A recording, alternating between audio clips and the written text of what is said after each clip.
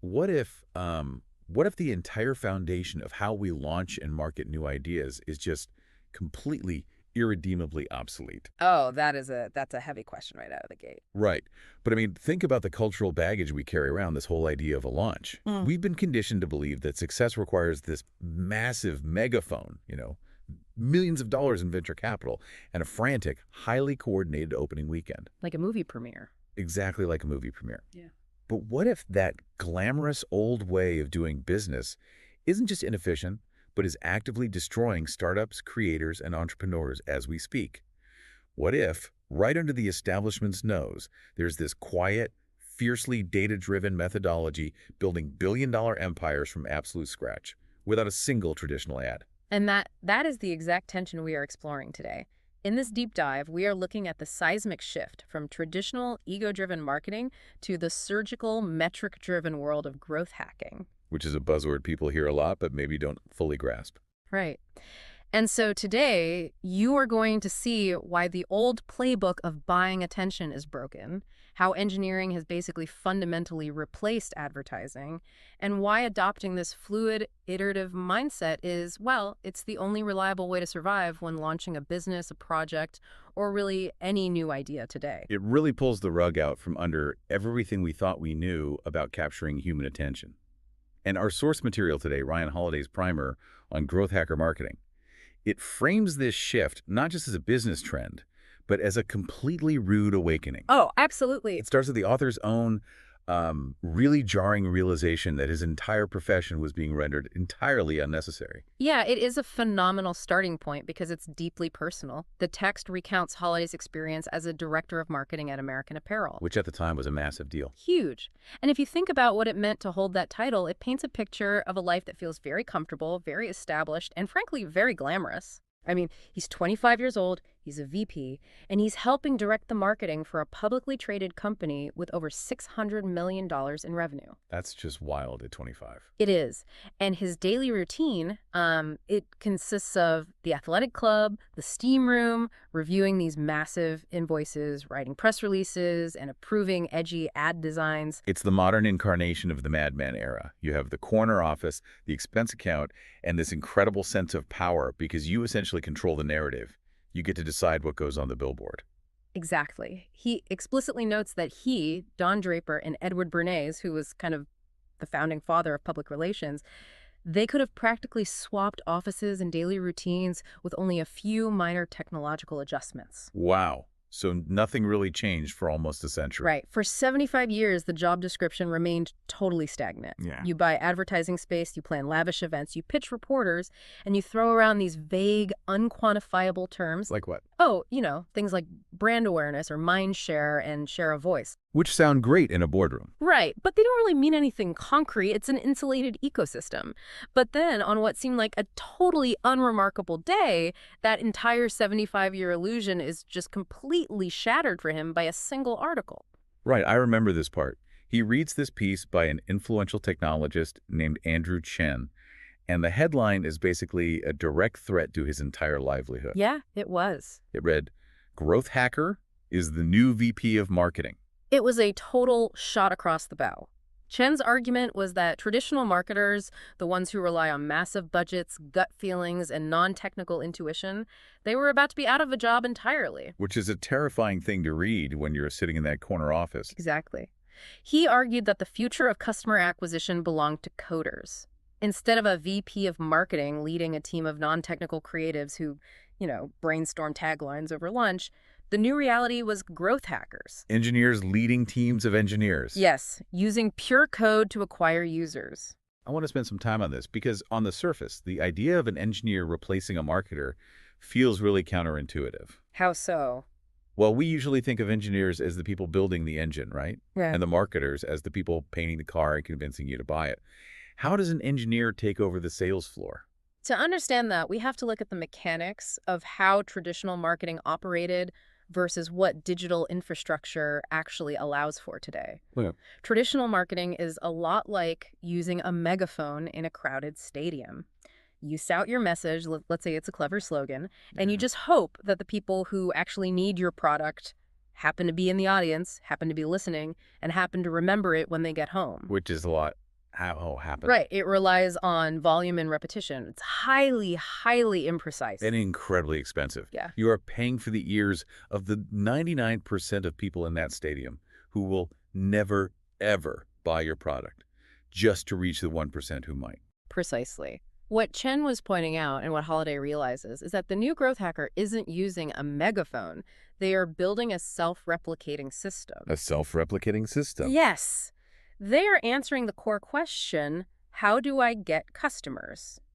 Not with a catchy slogan or a billboard, but with APIs, A/B tests, landing pages, and viral coefficients. Okay, that's a lot of jargon. I know, but fundamentally, they use code to track exactly who is interacting with the product and to seamlessly encourage those users to bring in more users. Let's define some of those mechanisms for the listener, because this is where the theoretical becomes very practical. Take A/B testing, for instance. Great example. In the Mad Men days, if you wanted to know which ad worked better, you might run a focus group, which is inherently flawed because people in a room just want to sound smart. Yeah. They don't give you their true biological reaction. Right, they tell you what they think you want to hear. Exactly. Or you just run 2 different magazine ads and try to track which coupon code gets mailed back, which takes months.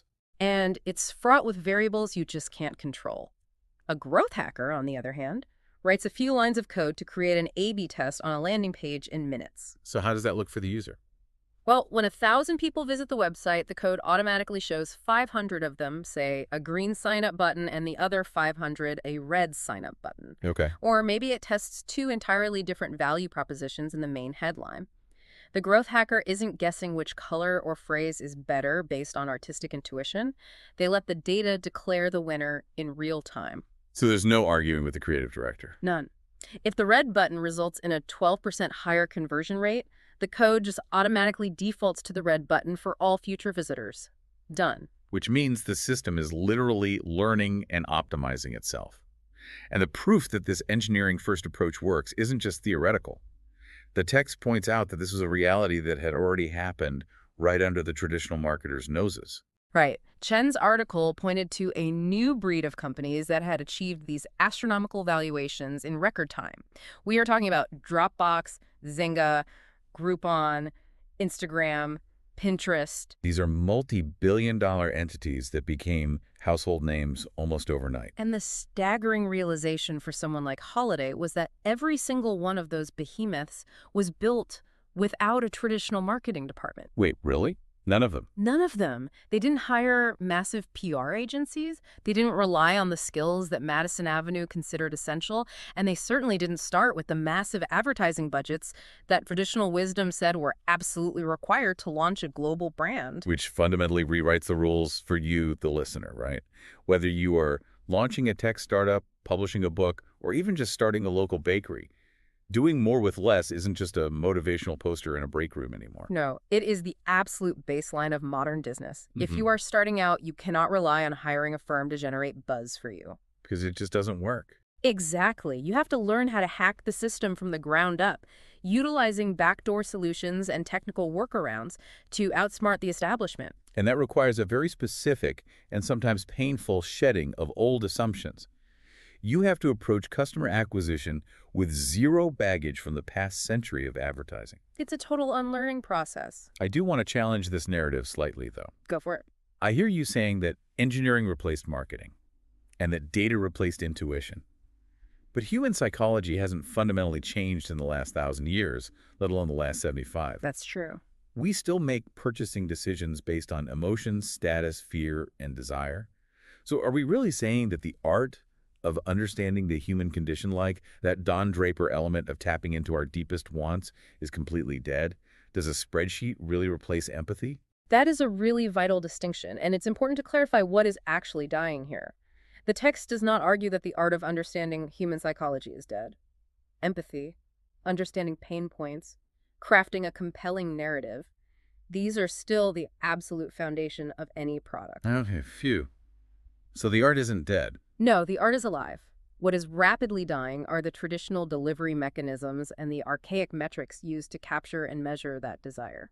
So the message still matters, but the medium and the measurement have completely evolved. Exactly. The art hasn't disappeared, but it has been forcefully subjected to the scientific method. I like that phrasing. forcefully subjected. It really has. In the past, you might craft a beautiful, emotionally resonant television commercial, but your metrics for success were soft. You measured reach or brand affinity.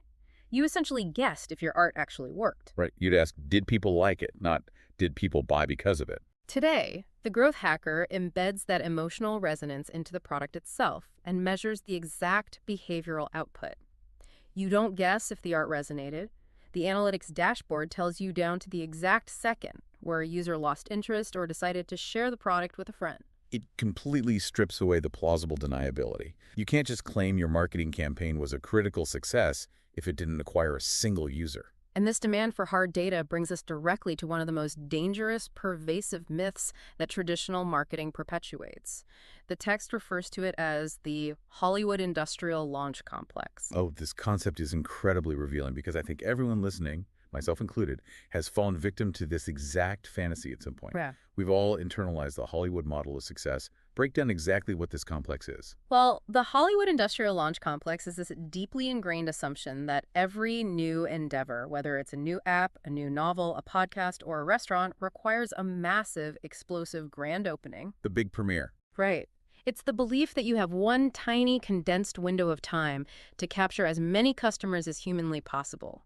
And to achieve that, you just have to deploy a massive advertising budget, roll out the red carpets, secure celebrity endorsements, and blast out press releases everywhere. It's the Transformers delusion. The Transformers delusion, exactly. We all secretly want our launches to look like a summer blockbuster. We think we need a massive budget, global saturation, and total market domination by Monday morning. We want that visceral feeling of an event. But the text makes a brilliant counterintuitive point here. Treating your product launch like a Hollywood blockbuster is actually a recipe for catastrophic failure. Right, because we shouldn't be aiming for Transformers. We need to operate like the Blair Witch Project. We need to be scrappy, highly targeted, and rely on grassroots, user-to-user spread. That analogy is perfect because it exposes the fundamental economic flaw in the Hollywood model. What we often forget when we look at the glamour of Hollywood is that most movies actually fail. They lose a ton of money. A staggering amount. Despite budgets that routinely exceed $100 million, and marketing budgets that sometimes match or double the production costs, studios regularly write off major releases as complete financial disasters. It's just wild to think about. There's a famous quote from the legendary screenwriter William Goldman about the entertainment industry. Nobody knows anything. It's all just a massive, incredibly expensive gamble based on gut feelings and past trends.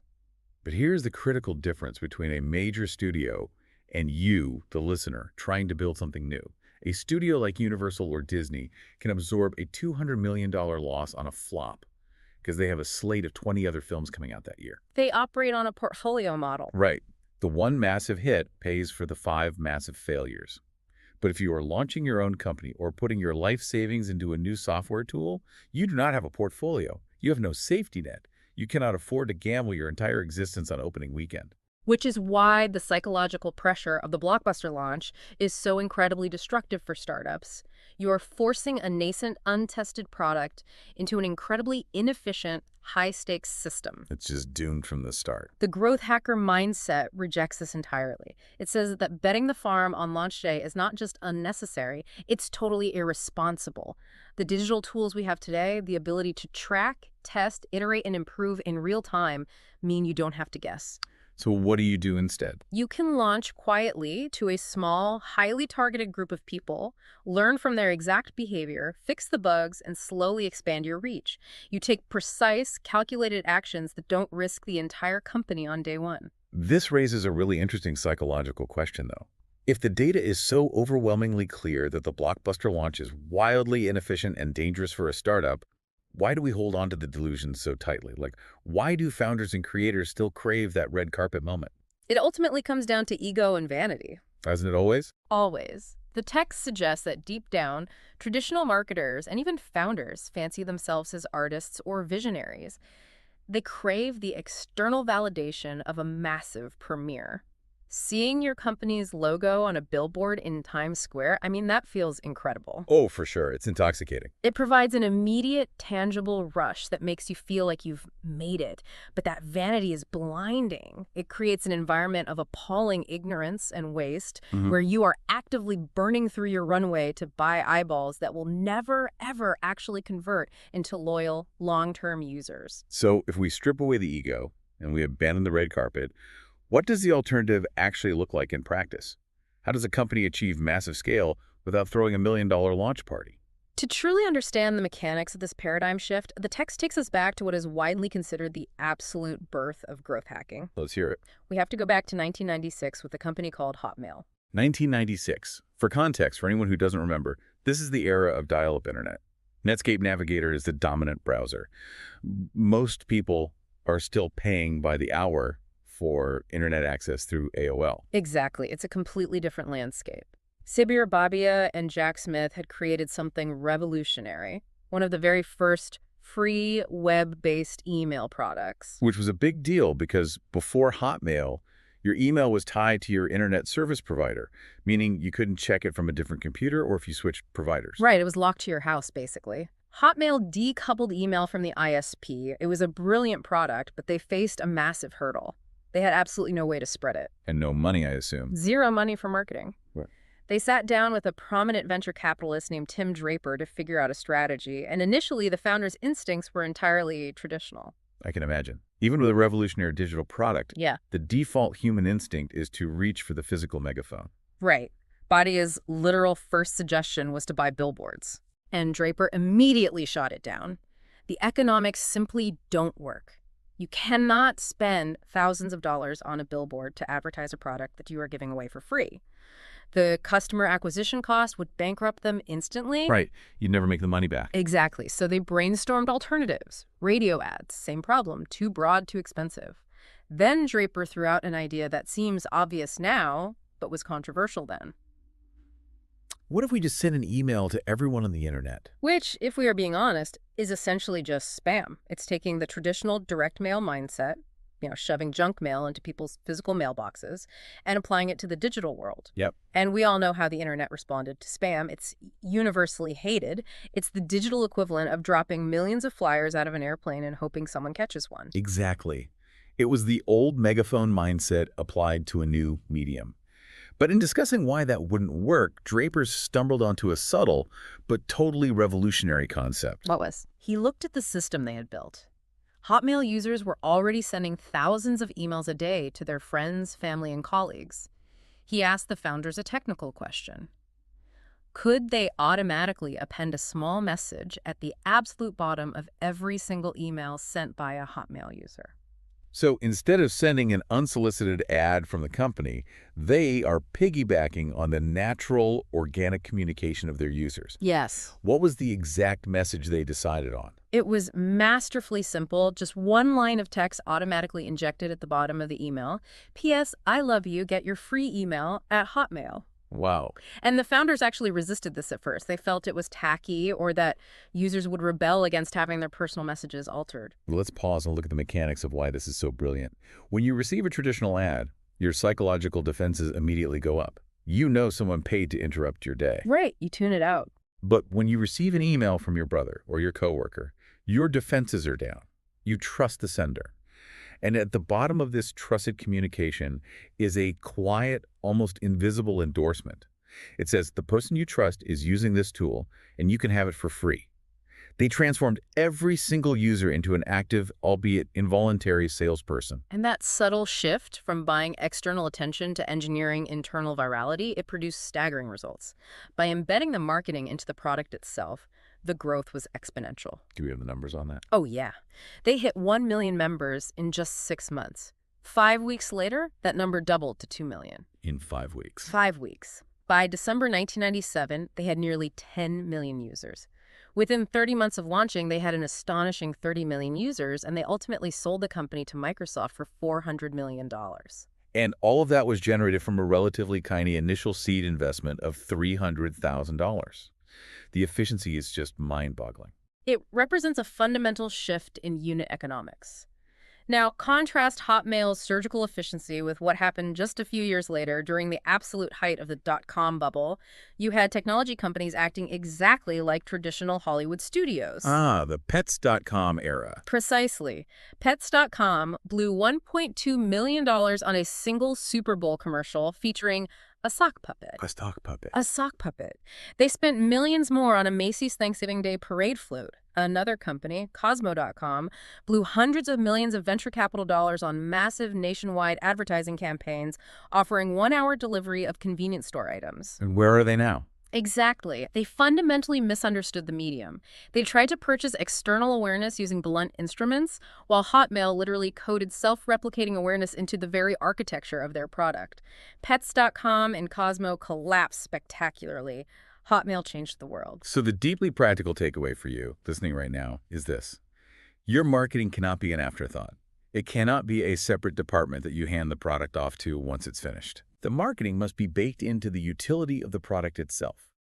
Every single time a user interacts with what you've built, the system should organically facilitate the acquisition of a new user. It has to be seamless. It's like a digital Trojan horse. But instead of hiding heavily armed soldiers inside to destroy a city, you are packing a highly valuable, highly desirable tool inside. You give it away, the recipient uses it, and the very act of them using it invites their network to join. The Trojan horse is an excellent systemic metaphor because it highlights the necessity of the payload. The viral loop only works if the core product is genuinely useful. Right. If Hotmail was a terrible email service, the hack wouldn't have mattered. Exactly. And this wasn't just a quirky phenomenon isolated to the late 90s. This became the blueprint for the modern internet. Look at how Google entered the email space years later. Did they launch Gmail with Super Bowl ads and billboards? No, and they easily could have afforded to. They were already a massive search engine. But they clearly understood the mechanics of the Hotmail hack. They just added a psychological twist. Artificial scarcity. Exactly. Google engineered exclusivity. They built a technically superior product. Gmail offered a gigabyte of storage when competitors were offering megabytes. But they didn't just open the floodgates. Right. They made it invite only. The only conceivable way to get a Gmail account was if someone who was already inside the system sent you one of their highly limited invitations. Which turns the user into a gatekeeper. It flips the dynamic from a company begging you to use their product to you begging your friend to let you in. It creates instant demand. The product spread from person to person, utilizing its own user base's desire for social currency as its primary marketing engine. So we've seen the origin story of this mindset, and we understand how it operates in practice. But now we really need to codify exactly who is pulling the levers. We need to explicitly define the modern growth hacker. What makes them different from a marketer who just happens to know how to use a computer? The text provides a very rigid, almost dogmatic definition. A growth hacker is someone who has completely unapologetically thrown out the entire playbook of traditional marketing. They don't just tweak it, they discard it. They replace it with a philosophy that relies solely on what is testable, trackable, and scalable. Those three pillars, testable, trackable, and scalable, are the foundation. A true growth hacker literally does not care about vague, unmeasurable concepts. If you bring up branding or mindshare or creating a mood, they will just tune you out. They want the hard numbers. Always. They relentlessly, single-mindedly pursue one metric: user acquisition and retention. And they know that when they engineer the system correctly, those acquired users will naturally bring in more users, creating that self-propagating machine we talked about. Which means the entire toolkit changes. The traditional marketer's toolkit was commercials, publicity stunts, press releases, and negotiating shelf space. The growth hacker's toolkit is APIs, automated emails, search engine optimization, pay-per-click optimization, and algorithmic scraping. It's a totally different skill set. I want to dive into the concept of the API, because this is where the pure technical hacking really comes into play. And the text's underlying examples rely heavily on this. API stands for Application Programming Interface. Right. To use a simple analogy, imagine a restaurant. You are the customer sitting at the table, which is the user, and the kitchen is the system database where all the food, the data, is kept. Okay, I like this. You can't just walk into the kitchen and start grabbing ingredients. You need a waiter to take your specific order, go to the kitchen, and bring back exactly what you asked for. An API is the digital waiter. It allows two completely different software programs to talk to each other and exchange data securely. That is a perfect explanation. Right. And understanding APIs is crucial because it allows us to examine one of the most famous growth hacks in history, which perfectly illustrates this entire philosophy: Airbnb. Right. When Airbnb was just starting out, they were a tiny company offering air mattresses on living room floors. They had no budget, and they needed to reach people who were looking for cheap alternative lodging. Now, a traditional marketer would look at that problem and say, where are these people? Oh, they're on Craigslist. Let's buy banner ads on Craigslist. Which would have cost a fortune and yielded terrible conversion rates. The Airbnb engineers looked at the same problem, but through the lens of a growth hacker. They knew their target audience was on Craigslist, but instead of buying an ad, they wanted to figure out a way to seamlessly cross-post every single Airbnb listing directly onto Craigslist, siphoning Craigslist's massive user base for free. But here's the technical friction, and this is where it gets really fascinating. Craigslist did not have a public API. Yeah. They didn't have a digital waiter. Yep. They actively did not want other companies plugging into their system and taking their traffic. Exactly. So the Airbnb engineers couldn't just politely ask for the data. They had to reverse engineer the system. How do they even do that? They built a highly sophisticated script, a piece of automated code that essentially mimicked human behavior. When an Airbnb host published a listing, this bot would automatically navigate to Craigslist, select the correct geographic region, choose the correct subcategory for vacation rentals, fill out the entire form, bypass the security protocols, and publish the listing. That is insane. And crucially, all the links in that Craigslist post pointed directly back to the Airbnb platform. It is a technical marvel and, frankly, a bit of digital dark arts. They didn't ask for permission. They built a pipeline directly into their competitors' user base and drained it. And a traditional marketer couldn't even conceive of that strategy because they don't understand the architecture of the internet well enough to know it's even possible. Right, they wouldn't even know what to ask the engineering team to build. And that perfectly visualizes how the text describes the growth hacker. They are a hybrid species. They are part data scientist, part behavioral psychologist, and part software engineer. They view themselves much more as mechanics or programmers than as traditional creatives. Which leads to a very clear, actionable takeaway for the listener. You have to stop trying to bludgeon the general public with mass market messaging. You aren't trying to reach everyone. You're trying to reach the right people. Exactly. Quality over quantity. You have to put down the megaphone and pick up a scalpel. You need to find exactly where your core fanatical audience already aggregates online and target them with incredibly precise, highly trackable methods. But this laser focus on pure, trackable user acquisition often triggers a major philosophical objection from traditionalists. Right, and it's a valid concern. If a company is completely throwing out the concept of branding in favor of cold, hard user acquisition, aren't they losing the soul of the company? I mean, isn't a brand what gives a company its identity, its voice, its long-term trust with the consumer? If you only focus on A/B testing buttons and scraping data, don't you end up with a soulless transactional machine? It's a very common critique, but the growth hacker perspective completely inverts that assumption. They argue that traditional marketers have the timeline backward. Backward hat. Well, traditional marketing assumes you have to build the brand first, and then the users will come. Okay. The growth hacker argues that building an army of immensely loyal, passionate users is the brand. A strong, resilient brand isn't something you can purchase with a clever Super Bowl ad. It is a natural, inevitable byproduct that emerges only when you have a self-sustaining engine of people who genuinely love and continuously use your product. So the utility creates the loyalty, and the loyalty creates the brand. Precisely. Sean Ellis, who is actually the person who coined the term growth hacker, puts it very bluntly. He says that at a certain level of massive scale, sure, brand building and awareness campaigns finally make sense. But for the first year or two of a startup's life, paying for awareness is a colossal waste of capital. Because nobody hears who you are yet. Exactly. You don't need a brand when you launch. You need users, you need data, you need proof of concept. The users are the concrete foundation. The brand is the paint you put on the house much later. Which brings us to the most fundamental, overarching shift of all. Because as much as we've talked about APIs, reverse engineering, and A/B testing, the text is adamant that growth hacking is not just a technical toolkit that you hand to an IT guy. No, it is far deeper than that. Aaron Jin, a prominent growth hacker cited in the text, emphasizes that growth hacking is ultimately a mindset. It is a completely different lens through which you view the entire life cycle of a business. And adopting this mindset requires accepting a hard, structural truth. Marketing can no longer be a self-contained act.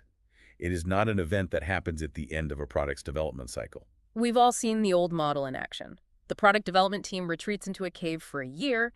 They design the app, or write the software, or formulate the energy drink in total isolation.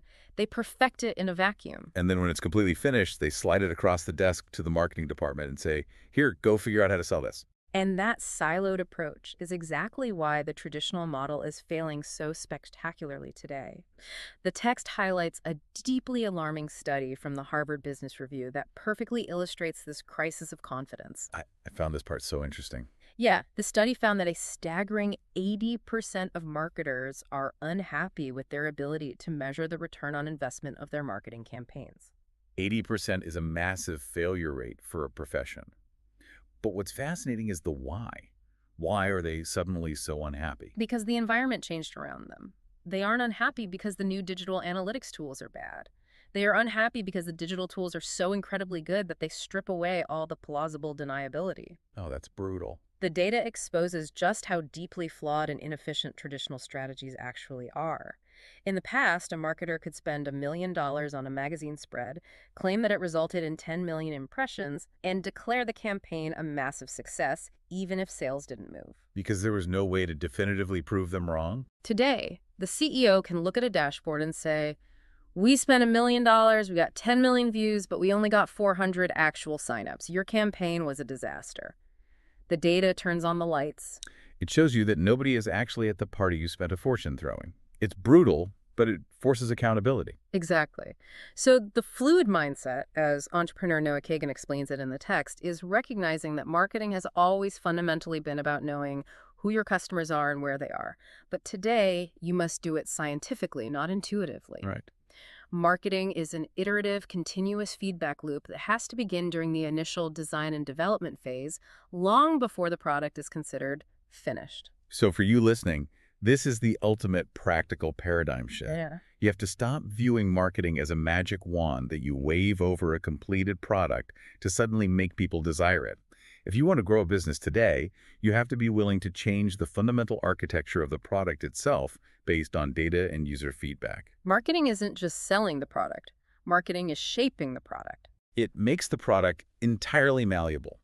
You build a minimum viable version of your idea, you put it out into the world to a small group of users, and you rigorously track how they interact with it. Where do they get confused? What features do they ignore? What makes them share it with a friend? And if the data shows that the core loop isn't working, you don't buy more advertising to force a square peg into a round hole. You rewrite the code. You change the product. Exactly. When you really internalize that, doesn't it actually take a massive amount of psychological pressure off the creator? Absolutely it does. We talked earlier about the terror of the Hollywood blockbuster launch, where you gamble everything on opening day. But if we view marketing as an iterative scientific process rather than a one-shot, do-or-die theatrical premiere, then failure isn't catastrophic anymore. Failure loses its sting. It just becomes data. It's just a variable you tweak in the next iteration of the code. It is incredibly liberating. It completely removes the paralyzing fear of the grand launch. And it's exactly this fluid, fearless, data-driven mindset that allows small, scrappy teams with zero marketing budget to take on and often destroy deeply entrenched behemoth companies. Because they can pivot on a dime. Right. They win because they get smaller, they iterate faster, and they remain hyper-focused on what the raw data tells them their users actually value rather than what their own ego tells them the market should want. So let's synthesize all of this. If we connect all these disparate pieces, the death of the Madman era, the economic fallacy of the Hollywood premiere, the brilliance of the Hotmail Trojan horse, the Airbnb Craigslist hack, and this new fluid scientific mindset, what is the grand unifying conclusion we can draw from this? If we distill this entire exploration into one core defining insight, it is this. Marketing is no longer something you do to a product after it is built. It is a self-perpetuating engine that you must code into the DNA of the product itself from day one. That's powerful. You do not wait until you are finished to figure out how to distribute it. The distribution mechanism must be entirely indistinguishable from the product's core utility. The GPS has undeniably replaced the stars. The engineers and data scientists have replaced the admin. And the scrappy, trackable, highly surgical hack has defeated the blockbuster launch. It really has. But as we wrap up, I want to leave you with something to consider as you go about your day. Think about the apps on your phone, the software you use for work, or the social networks you scroll through. None of them are static products.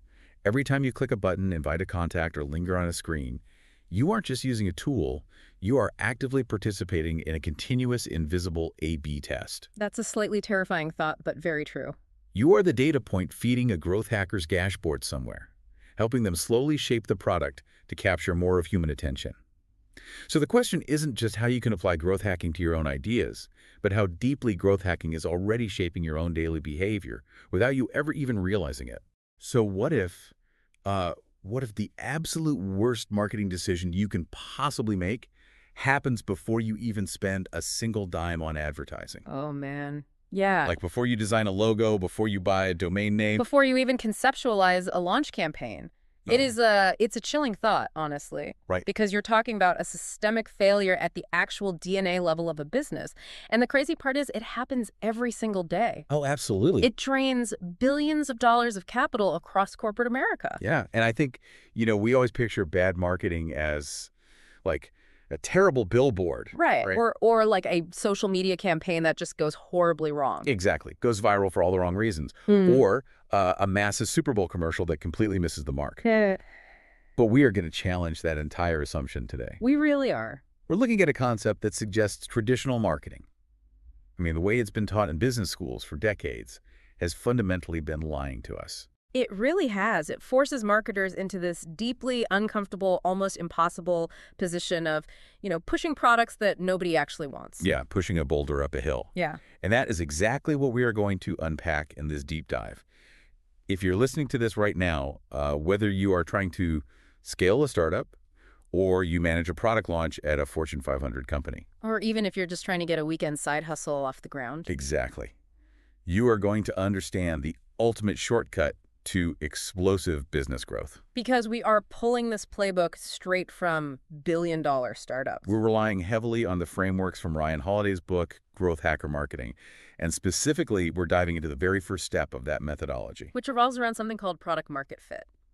Or PMF, as you will hear it called. Right, PMF. And I want to start with a foundational quote that the source material highlights. It's from Paul Graham. Oh, the legendary venture capitalist. Yeah, co-founder of Y Combinator. And the quote is just 4 words long. He says, "Make stuff people want."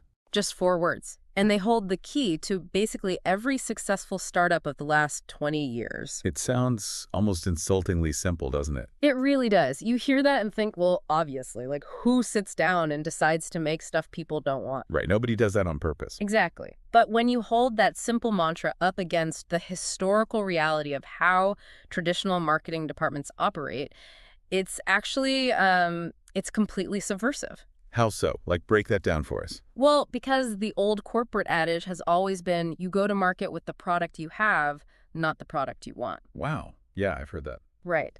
And it is the source of so much wasted human potential. I mean, think about how a traditional corporate structure operates. You have this siloed engineering or product development team. Okay. They go into a room, they lock the door, and they spend, say, 18 months building something based entirely on their own internal assumptions. In a vacuum. Exactly. And then when it's finally finished, they slide it across the desk to the marketing department and basically say, okay, we built it. Go conjure up some demand for it. Go do your magic. Yes, go do your magic. The traditional marketer was treated like a magician who is expected to pull a rabbit out of a hat for this static, unchangeable product. And if that product failed in the market, I'm guessing the blame usually fell squarely on the marketing team, right? Oh, 100%. The executives would say, you didn't create enough awareness. Or, your messaging was off. It's never the product's fault in that old model. Never. But growth hacking fundamentally rejects that entire premise. A growth hacker looks at a failing product and says, hey, the marketing isn't the problem. The core product is the problem. But let's look at the corporate reality of this for a second. If a marketer walks into the engineering department at a tech firm today and says, I'm here to dictate what the product should actually be. They're going to get laughed out of the room. Right. I mean, how does this not instantly cause a massive internal turf war? Aren't marketers just like trying to become product developers now? Where is the line? Well, that tension you're talking about is exactly why so many legacy companies fail to adapt. But the reality of growth hacking is that the dividing line between marketing and product development, it has officially dissolved. It's gone. It's gone because product market fit means that the product and its customers are in perfect frictionless sync with each other. Right. And achieving that synchronization, it isn't just the product team's job anymore, it is the marketer's primary job. Yeah. Because you simply cannot market something effectively if it doesn't solve a real burning need. So the marketing actually has to start during the initial development phase. Yes, it does. Not something you just tack on at the very end like a coat of paint. It has to be baked in. I mean, isolating who the customers are, analyzing their exact behavioral data, figuring out their unarticulated needs. Designing a feature set that actually addresses those needs. Yeah, right. Those are all marketing decisions now. The traditional marketer waits for a product to be finished. The growth hacker insists that a product is never truly finished until the data screams that the market is adopting it organically. It's not about taking a mediocre product and trying to find clever ways to trick people into buying it. No, not at all. It's about changing the core offering until trickery just isn't necessary anymore. Which, I mean, that means you have to be willing to kill your darlings. You really do. You have to be willing to take a sledgehammer to your original vision if the market isn't responding to it. Which brings us to this idea of the radical pivot. Because it's very easy to say, make stuff people want. Oh, sure. But it is incredibly difficult to admit that the stuff you just spent a year of your life building isn't what they want. It's agonizing because your ego is so wrapped up in it. Exactly. And if we look at some of the most famous multi-billion-dollar tech juggernauts in the world today, practically none of them started out as the companies we know now. Nope. Many of them began as highly flawed, honestly mediocre ideas. Let's talk about the origin story of Airbnb, because the source material brings this up, and it perfectly illustrates this agonizing process of finding PMF. It's a classic example. Right, because it's valued in the tens of billions of dollars today. But its genesis back in 2007 was, it was fundamentally a bad business model, wasn't it? It was incredibly limiting. So picture this. The founders were living in a loft in San Francisco. They couldn't afford their rent. Classic startup story. Right. And there happened to be a major design conference coming to town, so every hotel in the city was completely booked. Okay. So they had this idea. They set up 3 air mattresses on their living room floor, offered to cook breakfast for whoever stayed there, and threw up a website called airbedandbreakfast.com. Literally airbeds and breakfast. Very literal. But you can't scale a multi-billion-dollar tech company by cooking eggs for people on your living room floor. Exactly. It doesn't scale. But at the time, they really thought they had a business. So they tried to scale that specific model. The air mattresses. Yeah. And they faced immense friction. It's so important to understand the financial peril they were in during this phase. They were struggling, right? Oh, big time.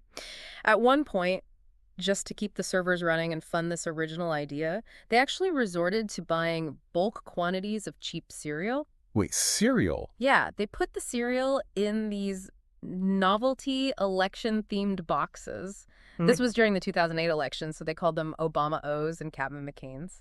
You're kidding me. No, and they sold them as collector's items. That is how desperate they were to fund a product that frankly did not have product market fit. That is wild. And, a traditional marketer would have taken whatever money they made from those Obama O's and just bought ad space. Right, they would have doubled down. Trying to convince people that sleeping on a stranger's air mattress while they cook you breakfast is like the ultimate authentic travel experience. They would have tried to force the market to accept the product as it was, but instead, the Airbnb founders actually analyzed the friction. They looked at what wasn't working. Right. They realized they needed to pivot. So they first shifted to positioning the site exclusively as a networking alternative for major tech conferences. Okay, so a pivot. The idea was, hey, don't stay in a hotel. Stay with a local in your industry and network with them. Which, I guess that's a slightly better market, but it's still incredibly niche. You're dependent entirely on the conference schedule of a specific city. Exactly. The data showed these massive spikes in usage around events, but then total drop-offs in between. The retention just wasn't there. It wasn't. So they pivoted again. They broadened the scope to target travelers who wanted to avoid traditional sterile hotels, but who didn't want to sleep on a couch in a dirty hostel either. But they still had a massive problem, didn't they? The source mentions they were getting listings in major cities like New York, but nobody was actually booking them. Right. The analytics were showing that users were landing on the site, looking at the listings, and then just bouncing. This is where the intervention of data and mentorship becomes so crucial. They were being advised by Paul Graham, who we mentioned earlier. Right, the Y Combinator guy. And he told them to look at the actual user experience. Why were people bouncing? And the realization was painfully simple. I love it. The photos on the platform were just terrible. Really? Just the photos. Think about it. Users were taking pictures of their apartments with early 2000s camera phones in bad lighting. It didn't look like a vacation. It looked sketchy. Oh, I can totally picture that. Like a blurry, yellow-lit living room. Exactly. So they didn't invest in some massive PR campaign to talk about how safe the platform was. That's what a traditional company would do. Right. Instead, the founders flew to New York, rented professional camera equipment, went door to door to their hosts, and manually took beautiful, well-lit photos of the listings themselves. That is so hands-on. And did it work? The bookings instantly doubled. That was a localized hack, sure, but it fundamentally changed their understanding of what the product needed to be. Based on that behavioral data, they made the final radical cuts. Okay, so what did they cut? They realized users just wanted beautiful, unique spaces, so they shortened the clunky name to just Airbnb. They completely stripped out the mandatory breakfast aspect. Nobody wants the founders making them eggs Well, anyway. they dropped the hyper-focus on tech conferences, and they redefined the entire platform to allow booking for any lodging imaginable. So it went from an air mattress on a floor to, like, renting out an entire apartment, a penthouse, a boat. Or a literal castle, yeah. That iteration is what unlocked the multi-billion-dollar valuation. But it required them to completely abandon their initial literal interpretation of their own company's name. They had to be ruthlessly malleable. You know what it's like? It's less like being a visionary artist who chips away at a block of marble with this grand design in mind. Oh, I like this. And it's more like being a stand-up comedian. You don't write a highly polished one-hour comedy special in a dark room and then just hope a stadium full of people finds it funny. No, that would be a disaster. Right. You go to a gritty comedy club on a Tuesday night. You test 100 different premises. You watch the audience's physical reaction. You see what actually lands. Exactly. You keep the 3 jokes that get a laugh. You throw the other 97 in the trash, and you repeat the process. The audience ultimately writes the special for you. That is the perfect framework for understanding this. The audience writes the special. The market dictates the product. Yeah. The traditional marketer hires a PR firm to convince the audience that a bad joke is actually brilliant. Right. The growth hacker just writes a better joke. And perhaps the most extreme example of this in the source material, even more than Airbnb, is the genesis of Instagram. Because Instagram was not built to be a photo-sharing app at all, was it? Not even close. It started as this incredibly complex, clunky HTML5 app called Bourbon. Bourbon, like the drink. Yeah, but spelled without the vowels. BURBN. And it was primarily a location-based social network, very similar to Foursquare, if you remember that. Oh, yeah, the check-in app. Right. So on Bourbonin, users could check into locations, they could make plans with friends, they could earn points for hanging out. Wow, so many features. So many. And then almost as an afterthought, there was an optional feature to post photos. And this wasn't just some prototype they were tinkering with on the weekends, right? They had serious backing for this. They had secured $500,000 in seed funding based on that specific Bourbonin concept. They had a dedicated team, they had a core group of initial users, and they had spent months writing all this complex code to support all these check-in features. I can't even imagine the pressure to just declare that original idea a success and spend that $500,000 aggressively marketing bourbon. It must have been immense. Oh, the sunk cost fallacy was staring them right in the face. So how did they know they were building the wrong thing? I mean, if you have funding and you have some users, it's very easy for a founder's ego to step in and say, you know, we just need more awareness. What data were they actually looking at? They were looking at usage patterns, specifically heat maps and feature analytics on the back end. Okay, so seeing what people actually click. Exactly. When you track where users are literally tapping their screens and where they spend their time inside an app, you get a very unsentimental picture of reality. The data doesn't lie. It doesn't. And the data showed that the vast majority of their users were completely ignoring the core check-in features. Really, the main thing the app was built for. Completely ignoring it. They weren't using the app to make plans. They were flocking to exactly one obscure part of the application. The photos. The photos and the filters, that was it. It's fascinating. They had built this elaborate mansion, and all the guests were just hanging out in the utility closet. That is exactly what was happening. So the founders, Kevin Systrom and Mike Krieger, they had this pivotal meeting. They looked at the analytics and asked themselves the hardest Socratic question a founder can ask. What was it? They asked, what is the single thing that makes this product unique and indispensable to our users? And the data gave them the answer. It was the photos. Nothing else mattered. So they essentially took a chainsaw to their own company. They threw away months of intense coding and development. I mean, they stripped away absolutely everything related to locations, check-ins, and points. It must have been so painful for the engineer. Oh, I'm sure it was. But they completely retooled the service to focus exclusively on a seamless, fast photo posting experience with those unique filters.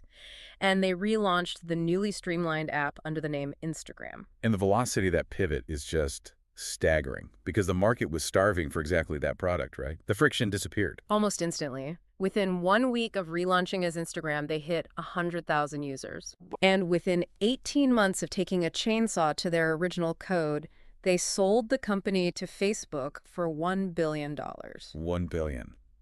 Wow. So if you are listening to this and you have a product out in the market right now, the question you have to ask yourself isn't, how do I market my bourbon? Right. It's, what is the one feature of my bourbon that people actually care about, and how fast can I delete everything else? If people only want the icing, you have to stop trying to force them to eat the cake. Just sell the icing. Just sell the icing. But it's painful, right? To strip away code or physical inventory after you've already spent a year building it, it's expensive, it hurts team morale. It's a huge blow. Which raises a massive question for us. How do you know what to pivot to without wasting another 12 months building the wrong thing again? And this is where the source material introduces Eric Ries's concept from his book, The Lean Startup. The minimum viable product. The MVP, yes. It is the ultimate defense mechanism against the sunk cost fallacy we were just talking about. How does it work, conceptually? Well, the old way of building a business assumes that you know exactly what the market wants. Right. So you spend 2 years in isolation building a polished masterpiece. The old waterfall method. Exactly. The growth hacking way operates on the assumption that you actually know nothing. You start from zero. Your initial idea is just a hypothesis. So you launch the absolute minimum iteration of that idea, the bare bones, unpolished version, solely to gather real-world behavioral feedback. You're trying to validate the hypothesis as cheaply and quickly as humanly possible. Exactly. And the author highlights a brilliant, concrete framework for this that Amazon uses internally. Oh, Amazon's product development culture is legendary for this specific policy. Yeah, walk us through it, because this blew my mind. At Amazon, before a product manager can even secure approval to start developing a new product, and before a single line of code is written, before an engineering team is assembled, before a prototype is even sketched out, Okay. they must write a full customer-facing press release for that exact item. A press release for a product that literally does not exist yet. Yes. And they have to submit that press release to their supervisor and the executive team for review. Let's just dissect the psychology of that for a second. Because in most corporate environments, a press release is the very last thing that happens. Right. It's an afterthought. It's the bow you tie on the package right before launch. Why does Amazon force their teams to invert that entire process? It functions as an incredibly powerful filter for product market fit. Think about the structure and the purpose of a press release. It's supposed to get attention. It is designed to capture the attention of a journalist or a consumer instantly. It must communicate undeniable value in the very first paragraph. Okay. It is entirely customer-centric. So if you sit down to write a press release for your brand new product idea and you find that you are using a lot of jargon, or the value proposition sounds like every other product on the market, or it's just plain boring to read, then you have a problem. You have immediately diagnosed that your product lacks a compelling reason to exist. It forces the product manager to answer the so what question before they get a single dime of budget. Precisely. It prevents feature bloat. Think about an engineer. An engineer might want to build a tool with 50 different functionalities because it's technically impressive. Right. Engineers love adding features. But you can't put 50 functionalities in a headline. No, you'd lose the reader immediately. The press release forces you to isolate the core mechanism that solves a genuine human problem. If the pitch puts the executive team to sleep, the physical product is going to put the market to sleep. That makes so much sense. It is a zero-cost way to test the theoretical viability of a concept. If you're sitting on a business idea right now, listening to this, the absolute best thing you can do tomorrow morning is sit down and write that Amazon-style press release. Yes. And don't write it for your colleagues, right? Write it for a cynical journalist who receives 100 pitches a day. That's the perfect mindset. If you struggle to make it sound revolutionary or even just deeply useful, you have just saved yourself a year of building a product nobody wants. It acts as a mirror. It reflects the actual market value of your idea, stripping away all your internal bias. Now, a skeptic might listen to this and think, okay, this is great if I'm building a software app where I can push code updates overnight, or if I work at Amazon. Sure, the tech world. Right, but what if I'm in a more traditional analog industry? Does this still apply? It absolutely does, and the source material tackles this head-on. Ryan Holiday, the author of the book, he uses his own experience in the book publishing industry to prove that PMF applies everywhere. The publishing industry. Okay, let's get into that. It's the perfect non-tech example because it is historically notorious for its inefficiency. Holiday contrasts two very different methodologies for conceptualizing and launching a book. Okay, what's the first one? The first is what we can call the cave method. This is the deeply romanticized traditional view of the author. Hemingway in a cabin. Exactly. The writer retreats into a metaphorical cave for a year, completely isolates themselves from the outside world, and writes a 300-page manuscript based entirely on their own internal muse. Right. Then they hand it to a traditional publisher, and everyone just crosses their fingers and prays that it hits the bestseller list. It relies entirely on hope, and I assume a massive marketing budget to force the book onto bookstore tables. Yes, to buy that placement. And statistically speaking, that method is a bloodbath. Right. The vast majority of books published that way fail because there was zero market validation during the creation process. They built a product in a vacuum. So what is the growth hacker's alternative? What does the public square method look like for an author? The PMF method is incredibly strategic and iterative. An author operating in the public square does not start by writing a book. Wait, they don't? No. They start by blogging extensively. They test out micro-themes, individual chapters, and arguments in short-form articles or even just social media threads. Oh, I see. And then they watch the live analytics. They are looking for engagement metrics. Exactly. Which blog post got the most Facebook shares? Which tweet caused the most intense debate in the replies? That data tells them what the market actually cares about. So they're validating the chapters before they even write the full book. Yes. And Holiday mentions a specific client who went even further. This author literally sold a lucrative book proposal to a publisher, not by writing sample chapters, But how do they sell it then? by taking screenshots of Google search queries pointing to his website. Are you serious? He used search volume data to prove to the publisher with statistical certainty that there was massive, unmet demand for this specific topic before he ever wrote the manuscript. That is brilliant. You are using the internet as a real-time testing laboratory. Exactly. They will A/B test potential book titles by running cheap Facebook ads to see which title gets a higher click-through rate. So you know what the cover should say before it's even printed. They will test book cover designs on Instagram. They are actively syncing the final physical product with the desires of the market. The contrast is just stark. The traditional author in the cave is fighting a massive headwind. Huge headwind. Every single book sale requires a heavy lift from the marketing department because the product doesn't naturally resonate. It hasn't been proven. But the author who tests micro ideas in the public square first, they have built a massive tailwind. Yes, exactly. By the time that book officially launches, it only needs a tiny promotional push to gain massive momentum because they already know the audience wants it. That is the essence of growth hacking. You de-risk the launch by testing the components in public. Whether you are writing a book, designing a physical piece of hardware, or, opening a restaurant, you have to find ways to test the menu before you sign a 10-year lease on the building. Which brings up a really counterintuitive point in the source material. Okay, let's hear it. Let's say you've done the work, you've tested the micro ideas, you've written the press release, you've pivoted based on the data, and you finally have a product that has achieved product market fit. You've got the golden ticket. Right. What is the very next marketing move? The source suggests that sometimes the absolute best marketing decision you can make at this stage is to completely ignore marketing. It sounds like a total paradox, doesn't it? Especially coming from a book literally titled Growth Hacker Marketing. Right. But it is a highly effective strategy when you understand the mechanics behind it.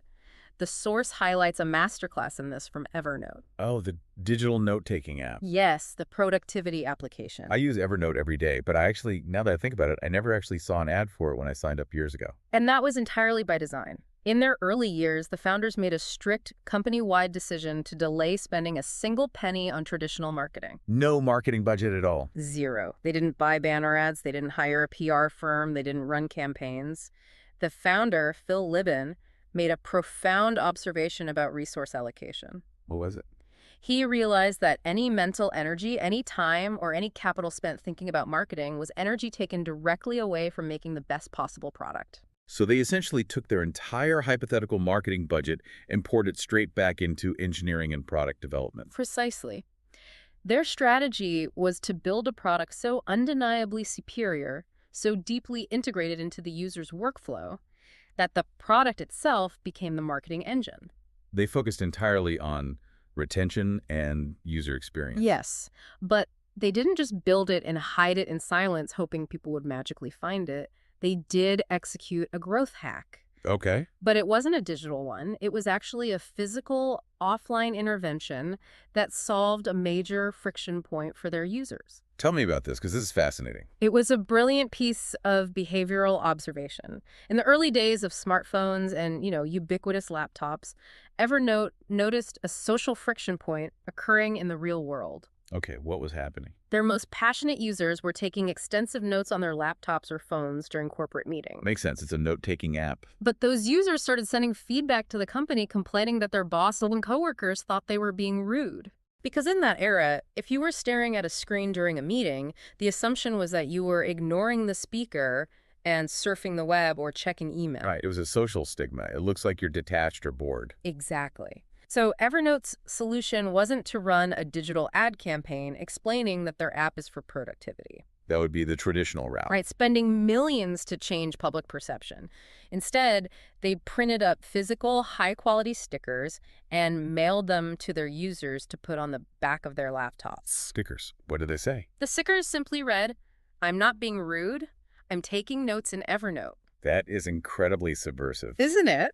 They essentially hacked their own users' social anxiety to create free billboard space in every corporate boardroom in America. They solved a genuine uncomfortable problem for the user, removing the stigma of looking at a screen in a meeting. Yeah. And in exchange, that highly influential user carried a literal advertisement for Evernote into every single high-level meeting they attended. It naturally sparks conversation. Exactly. Someone would see the sticker and ask, "Hey, what's Evernote?" And the user would give a passionate, organic endorsement because they loved the product. It was a massive, offline viral loop driven entirely by solving a user pain point. Yes. And the lesson there is, if your product isn't spreading naturally through word of mouth, the reflex action of a traditional marketer is to go buy Facebook ads or Google AdWords to force it into people's feeds. Pump money into it until people look. But the growth hacker's reflex is to pause and say, wait, if it's not spreading naturally, the product isn't good enough yet. Take that ad budget and spend it on making the core offering undeniably better. Exactly. Build features that actively incentivize people to talk about it. But this naturally leads to, the most critical operational question of the entire framework we've been discussing. Which is? How do you actually know when you have achieved product market fit? It can't just be a feeling, right? No, it absolutely cannot just be a feeling, because founder bias is incredibly dangerous. We're all biologically wired to love our own ideas. We are. If you rely on gut instinct, you will convince yourself you have PMF, even as your company is going completely bankrupt. Right. So the source defines PMF as a feeling backed with data and information. What are the actual mechanics of measuring this? Growth hackers rely on rigorous, unsentimental data. The source mentions utilizing technical tools, platforms like Google Analytics, Optimizely, and Kissmetrics. Okay, I've heard of those. And these aren't just vanity metric counters, right? They are diagnostic tools. They allow you to see exactly what users are doing on your site or in your app. Break that down for us a bit. What specific metrics are they looking at? Are we just talking about page views? Oh no, page views are largely a vanity metric. Growth hackers are looking at deeply behavioral data. Like what? They're looking at retention rates. So if 100 people download the app on Monday, how many are still actively opening it on Friday? Oh, that's huge. They're looking at heat maps, which visually show where users' mouse is hovering or where their finger is tapping on a screen, just like Instagram did when they realized everyone was ignoring the map feature. Right, the bourbon pivot. Exactly. They're looking at funnel drop-offs, like at what exact step in the checkout process does 40% of the audience suddenly abandon their cart? But, quantitative data only tells you what is happening. It tells you that 40% of people are dropping off. It doesn't tell you why they're dropping off. Spot on. And that gap is where the author introduces what he calls the Socratic method of growth hacking. The Socratic method. You have to ruthlessly question every single assumption you have about your product, and you have to question your users directly. So you have to actually talk to the human beings behind the data points. Yes. What kinds of questions are we asking them? Well, you start by interrogating your own assumptions. Who is this specifically for?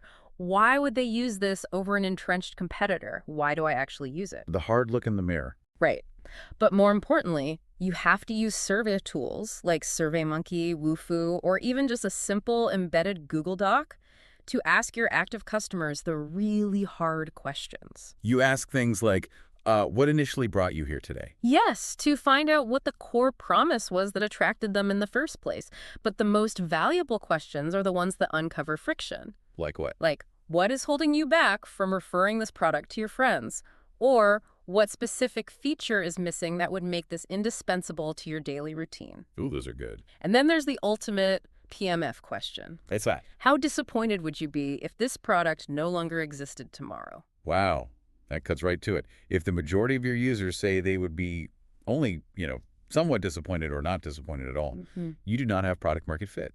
Correct. You have a nice to have, not a must have. But asking those questions requires a profound level of humility, because the answers are very often going to tell you that your baby is ugly. The market is going to tell you that the feature you spent 6 months building is totally useless to them. And that is the crucible moment for an entrepreneur. Yeah.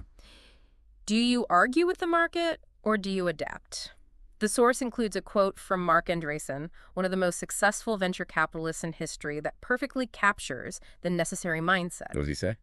He says that a startup must do whatever is required to get to product market fit. Whatever is required. What does that really mean in practical operational terms? Because that sounds intense. It is intense. It means absolutely everything is on the table, regardless of the sunk cost. Andreessen explicitly says it might mean completely rewriting the product from scratch, just like Instagram did. Okay. It might mean changing out the core people on your team if they don't have the skills for the pivot. Ouch. It might mean moving into a completely different market segment.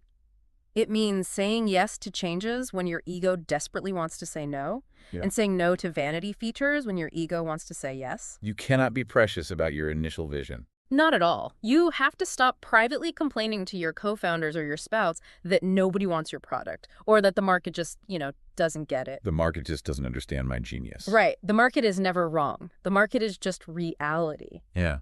Use the data, ask your audience exactly what is broken, and have the relentless humility to actually fix it. We have covered an incredible amount of ground today, diving deep into the absolute foundational layer of modern growth.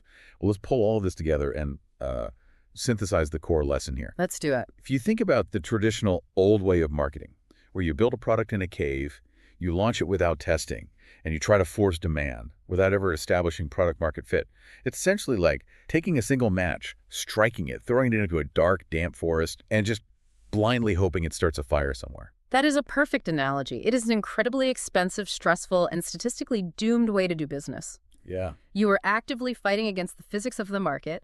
Every sale is a struggle. Every ad campaign is just throwing money into a void. But when you embrace the growth hacker mindset, when you start with a minimum viable product, when you test your ideas in the public square, when you ruthlessly analyze the behavioral data, and you pivot until you achieve that perfect, frictionless product market fit. It completely changes the physics of the game, doesn't it? It changes everything, because when the product and the market are in perfect synchronization, your marketing efforts are no longer a random match tossed into a damp forest. No. Your marketing becomes a single strategic spark applied to a giant bed of kindling that has been absolutely soaked in kerosene. The fire is inevitable. The product fundamentally wants to spread. The fire is inevitable because the product is exactly what the people have been waiting for. You aren't pushing anymore. The market is pulling. So you've put in the grueling work. You've swallowed your pride. You've pivoted away from your original assumptions. You've asked the hard Socratic questions, and you've finally built a product that people genuinely crave. The kindling is soaked in kerosene. The kindling is soaked. But how do you actually get those very first customers to notice you without spending $1 million on traditional Super Bowl ads or massive billboard campaigns? How do you strike that initial spark? That is the million-dollar question. Well, that is exactly the puzzle you'll need to solve in step 2 of the growth hacker's journey. Until next time, keep digging. What if I told you that building a truly great product, like an absolute game changer, and then just quietly waiting for people to show up and realize your genius is actually the absolute worst thing you could do for your business? Yeah, I mean, it is the ultimate trap. And it's a trap that has, frankly, swallowed some of the smartest, most capable creators of our generation. Right. So let's talk about Aaron Swartz. If you know internet history at all, you know that name. He was an absolute prodigy. Totally. A brilliant mind. Yeah, he helped develop RSS feeds when he was, practically a kid. And he was instrumental in creating Creative Commons. Plus, he's widely recognized as one of the key minds behind Reddit. Right, which obviously became a massive success. Exactly. But before Reddit became the front page of the internet, he actually built 2 other platforms that absolutely should have changed the world. Mhm. First, he built a collaborative, user-edited encyclopedia. And this was before Wikipedia even existed. Which is just wild to think about. I know. And then, a bit later, he built a petition site called watchdog.net, long before change.org became this massive global force. Right, so these were billion-dollar visions. Literally billion-dollar ideas. They predated the modern giants we all use every single day, but they completely failed. They did. And they failed because he fell for that exact myth.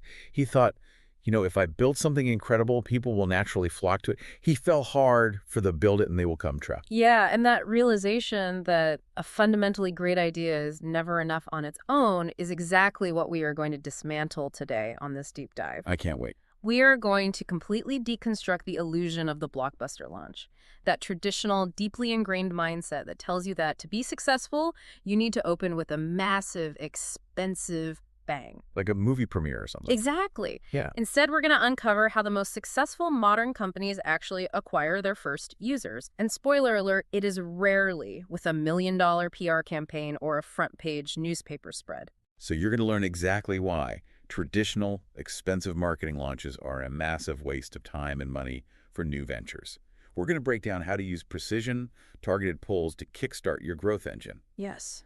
And this matters immensely for you, whether you are trying to launch a tech startup, start a small local business, or, I don't know, even just get a creative project off the ground. Because in a world of infinite noise and just endless digital distractions, learning how to engineer your own initial momentum is quite literally the only way to survive. Well said.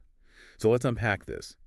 The Aaron Swartz example perfectly illustrates the underlying psychology of what we call the creator's fallacy, right? Yeah, it really does. When you spend months or years building something, you are completely immersed in its value. Right. You're in the weeds. Exactly. You understand every nuance, every problem it solves, and every single way it improves upon the status quo.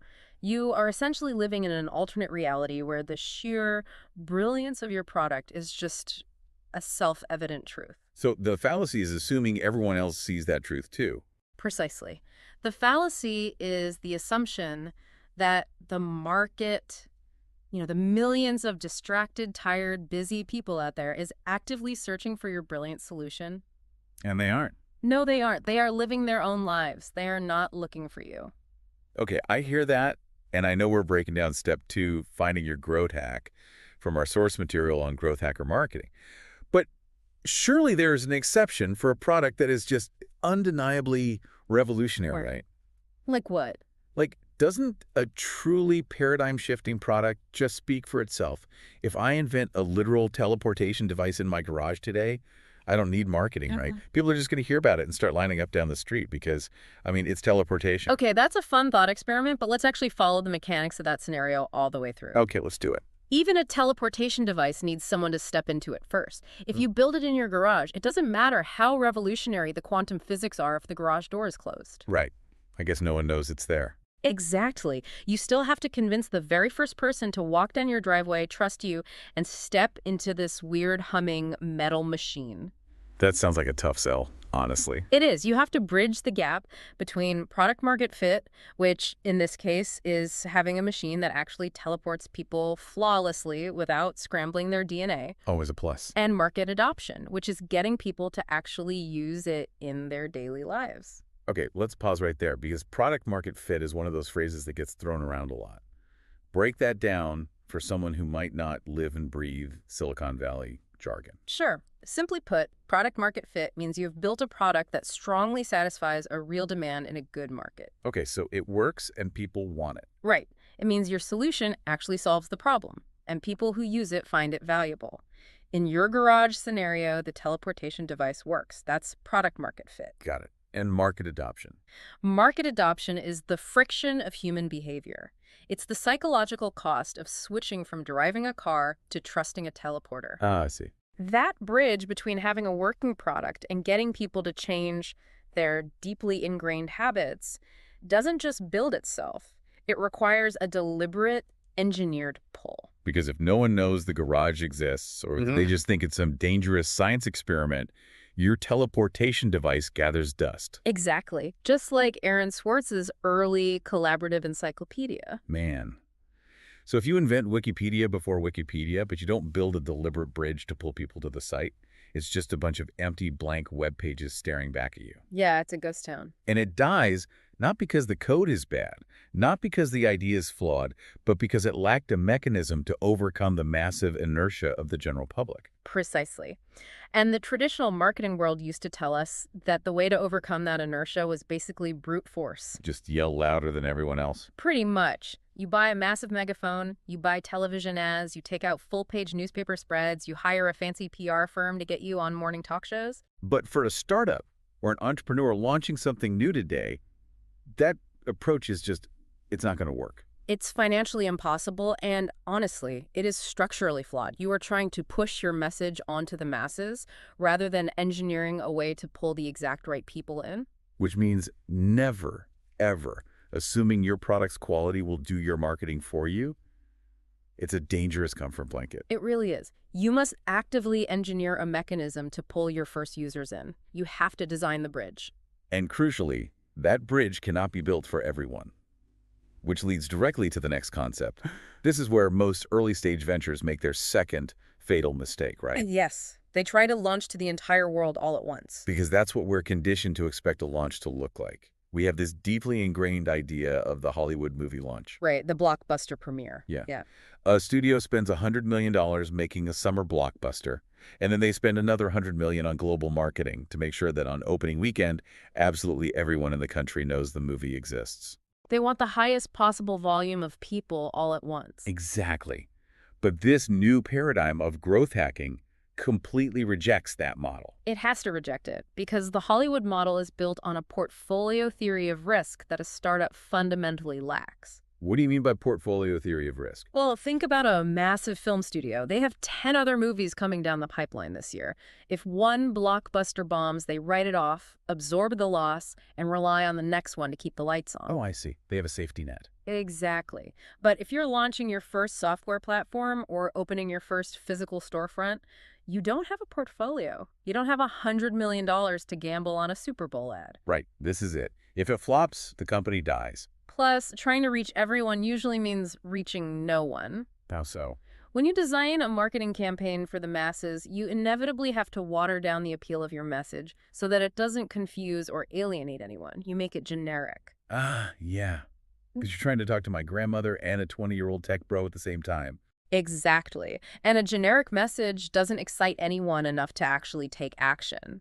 It might create a vague sense of awareness, but awareness doesn't pay the server bills. It doesn't pay the rent. So the precision strike model is the exact opposite of that. Right. It's about targeting just a few hundred or a few thousand key early adopters. You don't need to hit the front page of the actual New York Times. You just need to hit the New York Times of your specific scene. Yes. You dominate the specific platform, blog, forum, or digital neighborhood where your hyper-specific audience already lives. Okay, here's where it gets really interesting. I want to look at how Dropbox did this, because it is an absolute masterclass in ignoring the masses and targeting the niche. It's one of the best examples out there. Today, Dropbox is ubiquitous. Hundreds of millions of users, massive enterprise contracts. But back in 2007, it was a closed, invite-only service. And they desperately needed to acquire their first core group of users just to prove the model worked. And let's set the scene. Hmm. In 2007, cloud storage was an incredibly difficult concept to explain to the average person. Oh, totally.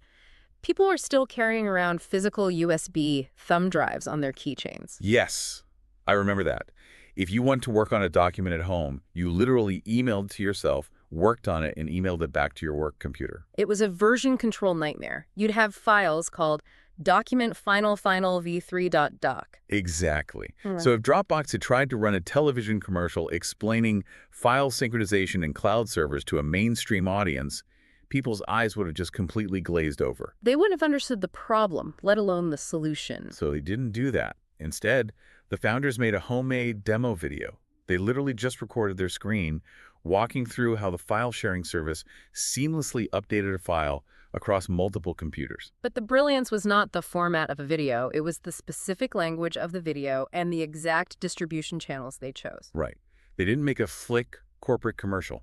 They made a video specifically tailored for communities like Dig, Slashdot, and Reddit. And for those who weren't extremely online in the late 2000s, these platforms were the absolute epicenter of highly technical, early adopter geek culture. The exact people who understood the pain of version control. Precisely. And Dropbox filled this seemingly boring demo video with a relentless barrage of inside jokes, cultural references, and Easter eggs that only that specific demographic would catch. Give me an example. What kind of jokes? Well, they named files in the demo after jokes from the movie Office Space. They included references to Tom Cruise memes that were popular on those specific forums at that exact moment. That is so smart. By speaking the exact cultural language of highly technical early adopters, Dropbox didn't just present a software tool, they presented an identity. Yes. They turned a dry utility background file syncing into a cultural handshake. A cultural handshake. I love that. Yeah. When you watch a video that perfectly captures your very specific niche internet humor and simultaneously solves a deeply annoying technical problem you have every day, you don't feel like a target demographic being marketed to. No, you feel like you've discovered a secret tool made specifically by your tribe for your tribe. And the data proves how powerful that feeling is, right? It's incredible. The waiting list for Dropbox went from 5,000 people to 75,000 people practically overnight. Wait, really? Overnight? Basically, it was a 1,400% increase in 24 hours, entirely driven by hitting the front pages of those specific niche sites. That is just mind-blowing. And they didn't spend a dime trying to educate the average consumer. They focused entirely on the geeks who already felt the pain of the problem and were desperate for the solution. So it's the difference between buying a massive, incredibly expensive billboard in Times Square and hoping a fisherman happens to walk by, look up, and care about your new fishing lure. Right. Versus just walking directly into the local bait shop down by the docks and handing out free samples. That analogy perfectly captures the inefficiency of traditional marketing for a new venture. Right, because the Times Square billboard costs a fortune, and 99.9% of the people who see it have absolutely zero interest in fishing. You are literally paying for wasted attention. But the bait shop is free to walk into, and 100% of the people in that room are your exact target demographic. You just have to find your bait shop. The modern mindset dictates that you must find your bait shop. So if you are listening to this and building something right now, identify the 1,000 most fanatical people in your niche, not the millions of casual consumers. The diehards. Where do they hang out online? Yeah. What incredibly specific blogs do they read? What subreddits do they obsess over? What obscure industry conferences do they attend? You need to speak directly to them in their highly specific language, and frankly, you should ignore everyone else for now. Right. If you're building a software tool for high-end sneaker resellers, you need to be deeply embedded in Discord servers dedicated to sneaker drops, not buying a banner ad on Yahoo Finance. Find your people. But doing this requires a certain level of humility. How so? It means accepting that your launch might not be the topic of conversation at the water cooler across the country. Your own friends and family might not even see it. That's a blow to the ego. It is, but the right people will see it, and that initial passionate core is the only thing that can ignite the engine of a self-sustaining business. Okay, but finding the bait shop is really only step one. You walk into the bait shop, you know everyone there loves fishing, but you still have to get them to actually look at your new lure. Right, you can't just stand in the corner and quietly clear your throat. You have to create a catalyst. Which leads us to the mechanics of the targeted stunt. Exactly. Launching in this framework isn't a grand opening with a ribbon-cutting ceremony. It is a strategic, highly calculated stunt. A stunt. Yes, it's a maneuver designed to capture the attention of that core audience you've just identified, often by solving an acute problem in real time. The story of Uber's early days is probably the most vivid example of this. Oh, it's brilliant. When Uber was first trying to gain traction, they didn't just blanket San Francisco with bus stop ads, hoping people would randomly download a black car app. No, they looked for a pressure cooker environment, a place where their absolute perfect core audience was gathered together and simultaneously experiencing a severe pain point. And they found that intersection at the SXSW conference in Austin, Texas. To understand why this worked, you have to really understand the environment of SXSW. It is a massive annual gathering of tech-obsessed, early adopter, highly connected, and generally high-income professionals. Literally the exact demographic a premium ride-hailing app needs. But just as importantly, Austin's infrastructure during that conference is famously overwhelmed. Oh, I've heard it's a nightmare. The population swells, traffic is a nightmare, and historically, cabs were completely impossible to find. People were stranded in the rain after parties. The physical pain point was acute. So Uber essentially hacks the environment. Right. They don't buy a billboard at the Austin airport. They just show up during that 1 week, flood the area with cars, and give out free rides. They solve the immediate, desperate physical problem of their perfect target demographic. And wait, there was even 1 year where they offered BDQ delivery directly to people through the app, right? Yes. They knew these tech bloggers and startup founders were hungry, tired, stuck in the rain, and couldn't get a cab to a restaurant. So they delivered a magical experience precisely when the friction of reality was highest. The psychology of hyper-localized utility is incredibly potent here. It is. Uber didn't need to hand out pamphlets convincing these people that a smartphone ride-hailing app was a good concept in theory. Because they proved its undeniable value in practice, in a moment of high stress. Exactly. When you relieve someone's stress in a novel, unexpected way, you don't just gain a casual user, you gain a fiercely loyal evangelist. Because all those tech journalists and founders went back to San Francisco or New York or Chicago after the conference, and they wouldn't shut up about this magical app that saved them in Austin. The stunt itself served as a highly efficient, deeply credible distribution mechanism. The users became the PR firm. That is the essence of a targeted stunt. But stunts don't always have to be physical events in the real world, do they? Not at all. You can create digital stunts that leverage different psychological triggers like scarcity and exclusivity. Which is exactly what Mailbox did. Mailbox, a classic example. So Mailbox was an email inbox organizer app that launched around, I think, 2013. And let's be honest, an email app is not exactly the sexiest product category to try and build hype around. No, it's a utility. It's boring. But they used a brilliant digital velvet rope. When they launched, they didn't just let anyone download and start using the app. They created a waiting list. But it wasn't a standard static waiting list where you enter your email and get a generic, we'll let you know when we're ready, auto reply. Right. I remember this. They built this highly visible interactive interface right into the app itself. Yeah. When you downloaded Mailbox and signed up, the screen showed you exactly how many people were currently in front of you in line and how many people were behind you. And the genius part was that the numbers updated in real time. You could literally watch the counter tick up as thousands of people joined the line behind you. It completely gamified the act of waiting. The psychology of exclusivity and social proof at play here is fascinating. Why do we want what we can't have? Basic human nature. Exactly.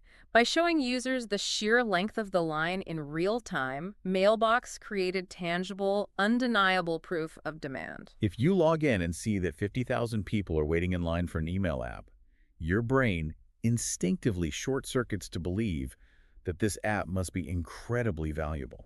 You suddenly care deeply about not losing your spot in line. People started obsessively checking the app just to see their number go down. They started taking screenshots of their place in line and posting them on Twitter. Bragging about being number 4,000, while their friends were stuck at number 80,000. The waiting list UI fundamentally became the marketing engine. And the results were staggering. 1 million users signed up in just 6 weeks. 1 million users. For an email management tool. Just through this sheer aura of exclusivity and a brilliantly executed user interface stunt. That's wild. But what if you are launching a platform that fundamentally relies on having a massive crowd already there, like a social network? That's a much harder problem. I want to dig into a different kind of stunt, one that gets into some really interesting mechanical problem solving. Let's talk about the very early days of Reddit, because this is a tactic that always makes people pause. Yeah, the ethics of this one are heavily debated. Right, wait, so Reddit literally faked their user base at the start. Is that brilliant or crossing a line? Well, from a purely growth hacking perspective, it's about solving what network theory calls the empty room problem or the cold start problem. Break that down for me. What exactly is the cold start problem mechanically? The cold start problem applies to any product where the value is entirely dependent on the presence of other users. Think of the first telephone ever invented. Right. It was completely useless until a second telephone was built. A social network, a dating app, a two-sided marketplace like eBay, these have zero inherent value without a network. Because if I log on to a social network and nobody is there, I can't be social. Exactly. If you launch a social platform and a real, genuine user shows up to check it out, but the platform is a ghost town, they will immediately leave and they will never return. It's like walking into a massive new restaurant at 8 p.m. on a Friday night, and you are the only customer in the entire building. The silence is deafening. You immediately assume the food must be terrible, or it's a front for money laundering. Right, and you turn around and walk out. Exactly. The emptiness itself is a massive negative signal. So the founders of Reddit, by seeding the content themselves through aliases, were artificially jump-starting the network effects. So they created hundreds of fake user profiles. Yep. They operated these fake accounts themselves, posting links, leaving comments on their own posts, arguing with themselves under different aliases. All to simulate a vibrant, busy community? Right. They were providing the initial value. By talking to themselves, they were setting the tone of the site, establishing the cultural norms of what kind of links get posted, and creating the necessary illusion of activity. Just to convince the very first genuine users that this was a place worth hanging out. They weren't faking the functionality of the software. They were artificially overcoming the negative signal of the empty room. As soon as real users started arriving and contributing organically, they phased out the fake profiles. It is the ultimate fake it till you make it strategy, applied strictly to the mechanics of user acquisition. And there are other variations of this early stage hustle. Like what? Well, Yelp and Udemy didn't rely on digital ads when they started. They threw physical parties and manual local events to build a localized community first. That's a lot of sweat equity. It is. Or look at PayPal. They aggressively built bots to buy and sell items on eBay just so they could demand that the seller accept PayPal. Oh, wow. Basically piggybacking off eBay's massive ecosystem to force adoption. Exactly. The overarching lesson here is that in the very beginning, you must be willing to do things that fundamentally do not scale. Throwing a dinner party for your first 50 power users does not scale to 1 million users. No, and handing out BBQ in Austin does not scale globally. Manually operating fake Reddit accounts definitely doesn't scale. But you only need these manual, highly targeted stunts to capture that initial cohort. You do the unscalable things to get the flywheel spinning. Once the fire is lit, the type of fuel you use changes. Precisely. Which brings us to a massive paradigm shift. Because throwing parties, handing out BBQ, creating velvet rope waiting lists, these all sound a little bit like clever PR. They do. But the most powerful growth hacks don't come from PR teams at all. They come from the engineers. This is perhaps the most fundamental shift in the entire modern business landscape. Let's get into it. Traditional marketers and, Madison Avenue executives think primarily in terms of awareness and mindshare. Brand awareness. Right. Their ultimate goal is to make sure your brand is recognized. They want you to feel warmly toward the logo. But growth hackers ruthlessly pursue actual user acquisition, and they often use deeply technical tools to accomplish it. They don't want to just make you aware of a product. They want to engineer a technical system that seamlessly pulls you into becoming a user. Exactly. And the crown jewel of this technical hustle, the absolute greatest example of it, is Airbnb's early integration with Craigslist. It's legendary. We have to really break down the mechanics of this because it is brilliant. So picture Airbnb in its very early startup phase. They have a great platform, they have beautiful photos of people's apartments, but they have virtually zero traffic. No one knows they exist. Now, where was everyone going on the internet at that time to find short-term rentals, sublets, or cheap vacation stays? They were all on Craigslist. Exactly. Craigslist had tens of millions of users. It was a massive, established, highly liquid ecosystem. But Craigslist is also notoriously protective of its platform. It's essentially a giant text-based bulletin board, and they do not just let other companies advertise on their listings for free. And they don't have a history of playing nicely with outside software. Right. So a traditional marketer in Airbnb's office would look at that situation and say, okay, our audience is on Craigslist. Let's allocate $50,000 to buy banner ads on Craigslist. Or let's run a PR campaign to tell the press that we are a safer, better-looking alternative to Craigslist. Because that is the traditional playbook. Yeah. You identify where the eyeballs are, and you pay a toll to rent a small fraction of that attention. But Airbnb didn't do that. No. Instead, the Airbnb engineers looked at the architecture of Craigslist and coded a highly sophisticated workaround tool. This is where it gets technical. They built a feature on Airbnb's own backend so that when a host created a new listing on Airbnb, the system would seamlessly, automatically cross-post that beautiful, high-quality Airbnb listing directly onto Craigslist. Okay, break that down for me.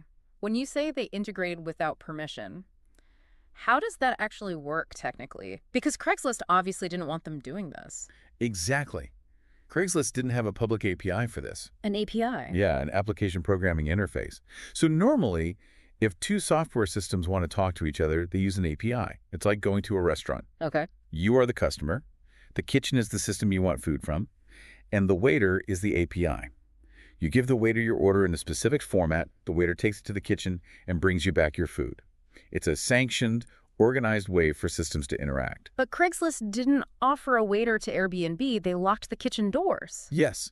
So instead of using a waiter, Airbnb's engineers effectively built a robot that dressed up like a regular human customer, walked into the Craigslist restaurant, and manually filled out the ordering forms. Wow. They reverse engineered how Craigslist forms worked, how they handled images, how they categorized listings. So when an Airbnb host clicked post, the Airbnb bot would navigate the Craigslist site, fill in all the text fields, upload the photos, and publish the listing, all in a fraction of a second, without the host having to do any of that manual labor. The elegance of this technical solution is staggering. By building this bot, Airbnb tapped directly into Craigslist's massive free distribution network. It's genius. It really is. Craigslist users who are used to seeing grainy, terrible photos and sketchy descriptions were suddenly seeing these gorgeous, professionally photographed Airbnb listings. Standing out like a sore thumb in the best way possible. Exactly. And when a Craigslist user clicked on one of those beautiful listings to book it, the link immediately redirected them back to Airbnb's website to complete the transaction. Airbnb effectively siphoned millions of high-intent users from the biggest platform on the internet, entirely for free. They didn't rent attention. They built a pipeline directly into the competitor's reservoir. And the defining quote about this entire maneuver in our source material is that a traditional marketer would never, ever even conceptualize this idea. Because it requires understanding back-end coding, form scraping, and system architecture.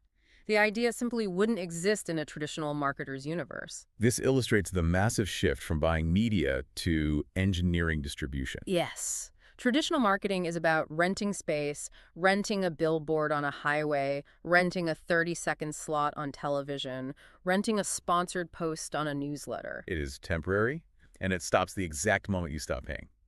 But growth hacking is about building a technical pipeline that continuously delivers users. Airbnb engineered a parasitic, or perhaps symbiotic, depending on how you look at it, relationship with Craigslist's existing infrastructure. But that raises a massive question for anyone listening to this who isn't a software engineer. What does this all mean for the listener who can't code a reverse engineering bot? It's a fair question. If I'm launching a bakery or a consulting firm or an indie newsletter tomorrow, and I don't know how to build an API integration, am I just doomed? Do I have to go back to buying Facebook ads and hoping for the best? Absolutely not. You do not have to write the code yourself, but you absolutely must adopt the mindset of systems-level thinking. That is the critical takeaway here. Systems level thinking. Yes, the fundamental question isn't, how do I write a Python script to hack this platform? The fundamental question is, how can I plug my product into existing ecosystems rather than trying to build a completely new ecosystem from scratch? How does that look in practice for a non-technical founder? Let's use your newsletter example. Let's say you decide to write a premium newsletter about personal finance for millennials. A traditional non-systems approach is to write your first issue, post it on Twitter, and then maybe spend $500 on Google Ads to try and get subscribers. You are trying to build an audience from zero. Exactly. A systems-level growth hack approach is to step back and look at the ecosystem. You find 5 other independent newsletter writers in adjacent spaces. Like what kind of spaces? Maybe one writes about entry-level real estate, one writes about tech careers, one writes about minimalist living. They already have the exact audience you want. So you don't buy ads against them. No, you engineer distribution through relationships. You reach out to all 5 and propose a cross-promotion ring. I see. You agree that in every welcome email sent to a new subscriber of the real estate newsletter, there's a prominent recommendation to subscribe to your personal finance newsletter, and you do the same for them. You are tapping into their existing hard-won distribution networks. Yes. You are engineering a continuous pipeline for user acquisition using social architecture instead of code. The mindset is exactly the same as Airbnb and Craigslist. Find where the specific users already exist and build a frictionless bridge directly to your product. It's about looking at the invisible architecture of the internet, or even your local community, and figuring out how to route the plumbing to your own house. Route the plumbing. I like that. And this ties directly into a point heavily emphasized by Sean Ellis. The man who literally coined the term growth hacker. Exactly. He argues that focusing on brand building in the first year or two of a startup is a complete and total waste of money and energy. That is a very harsh reality for many founders and creators to accept. Because we all want a recognizable brand. It feels good. Of course it does. We want a beautiful, expensive logo. We want a slick mission statement. We want people talking about our brand values on social media. But Sean Ellis points out that a strong brand is a byproduct of having passionate, active users. It is not the cause of it. Spending your limited runway on vague awareness campaigns when you only have 100 users is like hiring an interior decorator for the penthouse suite before you've even poured the concrete foundation of the building. It creates an illusion of progress, but it is structurally hollow. Exactly, which means the ultimate practical takeaway here is ruthless focus. You have to stop spending money, time, and emotional energy on vague awareness. Every single effort you make, every dollar you spend, every hour you work should be tied to a testable, trackable pipeline directly aimed at acquiring a user.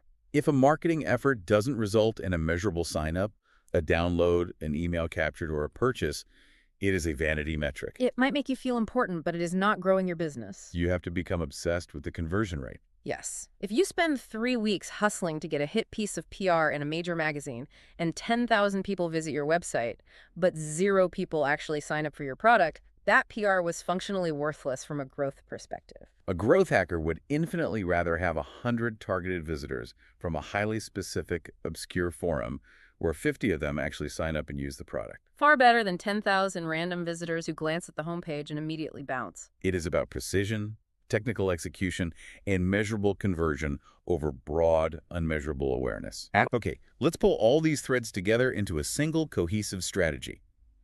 We started with the tragedy of Aaron Swartz, proving once and for all that a brilliant product is never enough on its own. You cannot wait for the market to find you. You have to actively build the bridge to pull them in. We established that this bridge should absolutely not be built for the masses. You don't want the Hollywood blockbuster launch. You want the precision strike. You aim for the absolute center of your niche early adopters, speaking their highly specific cultural language. Just as Dropbox did by targeting Dig and Reddit with an inside joke-filled demo video. Right. Then we looked at how to catalyze that attention using targeted stunts. Whether it's providing undeniable hyperlocal physical utility like Uber did by handing out free rides and BBQ at SXSW. Or engineering digital exclusivity and social proof like Mailbox did with their real-time waiting list. Or even artificially simulating the crowd yourself to overcome the cold start problem of an empty room like Reddit. And finally, we dismantled the traditional obsession with early brand building. True. Sustainable growth comes from systems-level thinking and technical hustle. It comes from engineering your distribution by plugging into existing massive ecosystems, beautifully demonstrated by Airbnb, seamlessly siphoning users from Craigslist. The era of the traditional launch is over. Success is no longer about throwing millions of dollars at a wall and praying something sticks. It's a calculated surgical strike. It's about finding that small, intensely passionate group of early adopters, identifying exactly where they live, and using whatever scrappy, unconventional, or systems-level means necessary to pull them across the bridge to your product. It requires extreme discipline. It requires abandoning the ego that wants a flashy Hollywood premiere Mm. and fully embracing the hard, measurable metrics that actually drive survival and scale. But here's a thought I want to leave you with. Let's say you listen to this and you do all of it perfectly. Okay. You locate your exact bait shop. You execute a brilliant, highly targeted stunt. You engineer your distribution perfectly, and you successfully pull in that first tribe of 1,000 dedicated users. You celebrate right. Briefly. Well, you can enjoy it for a minute because you are almost immediately faced with a terrifying new problem. How do you make sure those hard-won users don't just turn around and leave a week later? The huge problem. And even more importantly, how do you get that initial tribe to start doing all of your user acquisition for you? Because true, explosive growth doesn't come from acquiring one user at a time, no matter how clever the hack is. It comes from engineering a self-sustaining ecosystem where every new user inherently automatically turns into 2, and those 2 turn into 4. That is the holy grail of modern business. We'll dive deep into the science of virality and the critical mechanics of user retention next time on the Deep Dive. Until then, look at the systems around you and go find your growth hack. What you just listened was the beginning of a full audio, way longer, explaining every single chapter of the book. If you would like to keep listening to the end and access to the full audio, you can access it with the link down below in the description and in the pinned comment.